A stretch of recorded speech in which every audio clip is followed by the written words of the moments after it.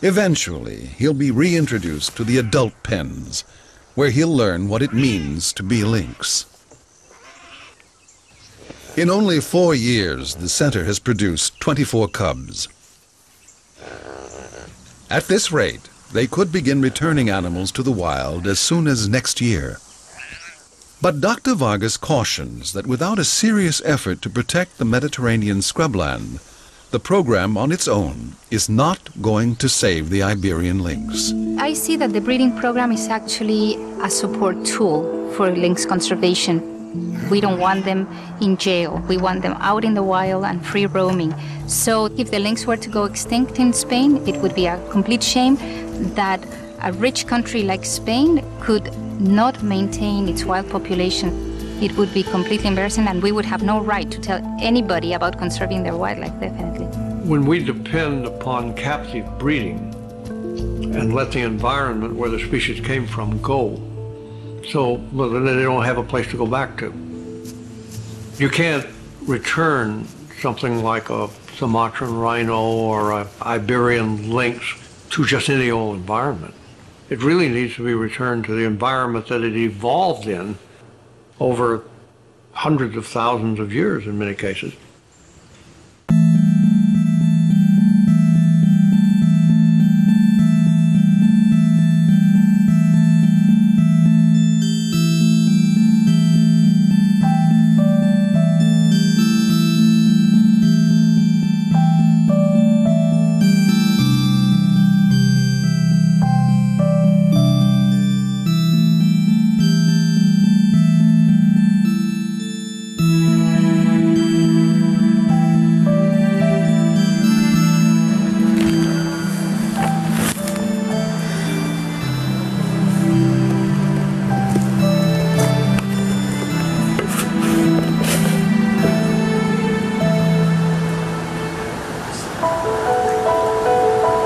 Sana magustuhan to ni Jonathan.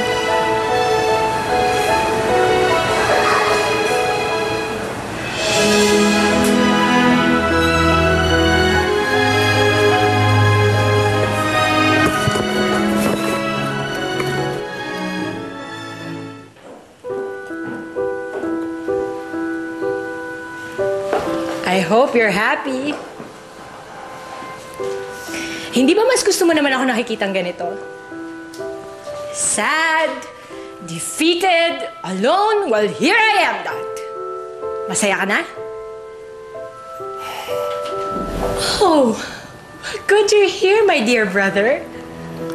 Come, join us. Join us. It's a rare chance magkakasama tayong tatlo. Let's celebrate my downfall.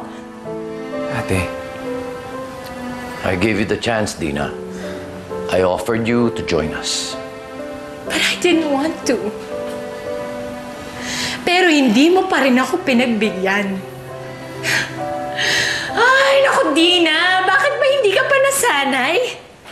Ate, please. Hindi ka pa, Dina, nasanay na kailanman hindi ka naging bahagi ng pamilyang to. Ate, look. We love you. Whatever happens, kahit parati natin sinasaktan ng isa't isa, mahal kita. Kayo ni Dad. Ano namang klaseng pagmamahal yan, TJ? Eh, between you and me, ako lang naman talaga nagmahal dito sa pamilyang to eh. Pero anong ginawa nyo? Iniwan nyo ko. At kaming sinisisi mo ngayon sa nangyari sa'yo, ganun ba? Dad, stop it. No! Let him be! Sige, Dad. Ano pa? Ano bang kailangan mo ipamukha sa akin? I-boost yun ang lahat ngayon sa akin. Because after tonight, hindi ko nakahayaan yan. Pagod na ako masaktan eh. Pagod na. Oo, nanalo ka nga kayo ngayon. Nanalo kayo. But I won't stop. Hanggat hindi niyo nararamdaman ang sakit na nararamdaman ko.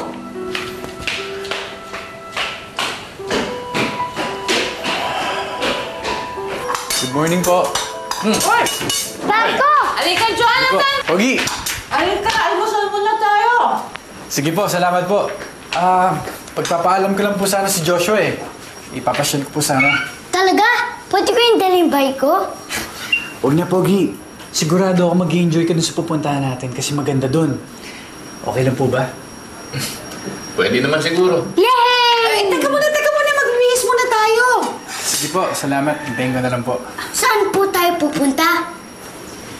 Sorpresa. O, dali, halika na. Takbo. Nakakapagbihis na. Wala na plato nun. Sige po.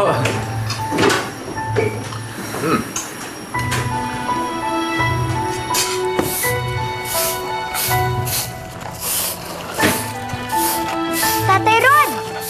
Abay, mukhang may lakad kayo ah! Hindi tayo, ipapasyal ko na sana si Joshua eh. Sama kayo, Tatay Rod! Pogi. Busy si Tatay Ron, daming ginagawa eh. Next time na lang, no, tay? Oo nga. Kayo na lang, Pogi. Kayo na lang. Bye-bye, Tatay Rod! Okay, bye-bye, Pogi. Enjoy, Pogi, ha? Enjoy! Saan kaya pupunta yung mga yan? Sana po nagustuhan niyo po itong Only You dahil parang talaga sila. Well, ever since the beginning, very, very happy kami. Mataas yung ratings. Dito ko lang naramdaman na talagang buong-buo yung pamilya namin dito. Gonna miss everyone. Mga kapamilya, sa mga walang sawang sumuporta po sa Only You, maraming salamat po sa inyo. Galing po yan sa puso namin. Only You, the most delicious ending sa primetime bida.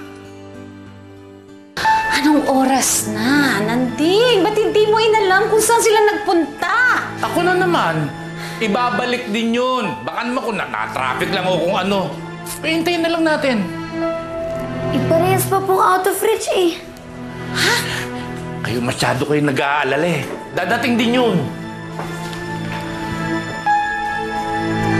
Uy, pudpud na yan tsinelas mo dyan, oh. Sabi na huwag matensyon eh. Pati tuloy ako, natetensyon niya. Hindi, iniisip ko lang kasi na baka kasi sinabi natin yung tungkol kay Jillian tsaka kay Joshua.